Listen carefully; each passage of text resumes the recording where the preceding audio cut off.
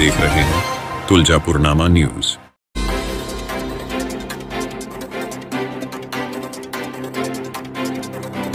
जिल्ह्यात अगोदरच पुराच्या संकटात शेतकरी असताना कर्ज वसुलीच्या नोटीस आलेल्या आहेत। या नोटीस आल्याने जिल्हाधिकाऱ्यांनी स्थगितीचे पत्रक काढलंय।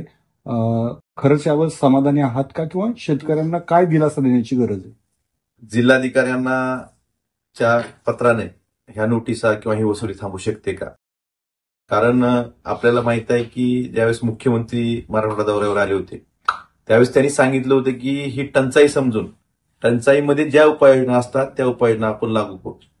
ह्या क्षणापर्यंत तरी अजून शासनाकडनं टंचाईच्या ज्या उपाययोजना असतात त्याप्रमाणे, ओला दुष्काळ जरी त्यांच्या व्याख्येत नसला, टंचाईमध्ये ज्या उपाययोजना असतात त्याप्रमाणे लागू करण्याचे जे आश्वासन मुख्यमंत्र्यांनी लातूर जिल्ह्यात आल्यानंतर दिलं होतं त्या आश्वासनाचा एकही साधा अर्धासवा शासन निर्णय निघालेला नाही। आपण बघतोय की त्या दिवशीही उद्धवजी ठाकरे साहेबांना काही शेतकरी भेटले होते। त्यावेळी ठाकरे साहेबांनी सांगितलं होतं की अशा नोटिसा पाठवू नका, शासनाला त्यांना सूचना करण्याच्या सूचना दिल्या होत्या, परंतु शासनाने काहीच केलं नाही। आता आपण बघतोय की बऱ्याच गावांमध्ये आतापर्यंत जी माहिती मिळाली की 7-8 गावांमध्ये शेतकऱ्यांना या वसुलीच्या नोटिसा निघाल्या आहेत।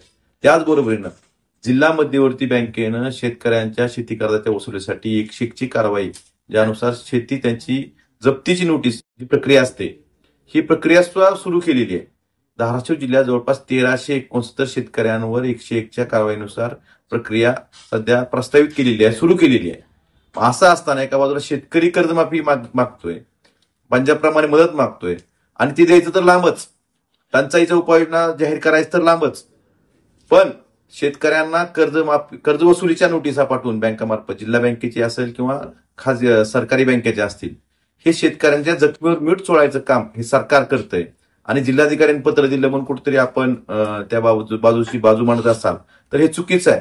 मुख्यमंत्र्यांनी याबाबत स्पष्ट आदेश दिले पाहिजेत, ह्या वसुल्या थांबल्या पाहिजेत आणि तात्काळ शेतकऱ्यांना आता 3400 रुपये एकर प्रमाणे तुम्ही जाहीर केलंय त्याची वाढ कधी देणार, आणि पंजाबप्रमाणे जी मागणी आहे शेतकऱ्यांची ही करणार का नाही, आणि दुसऱ्या बाजूला कर्जमाफीची ही योग्य वेळ परत आम्ही म्हणतोय की योग्य वेळ नाही का? अजून किती नुकसान झालं शेतकऱ्यांचं मुख्यमंत्र्यांना बघायचं किंवा सरकारला बघायचंय, तर ही गोष्ट आता तरी तुम्ही समजून घेतली पाहिजे।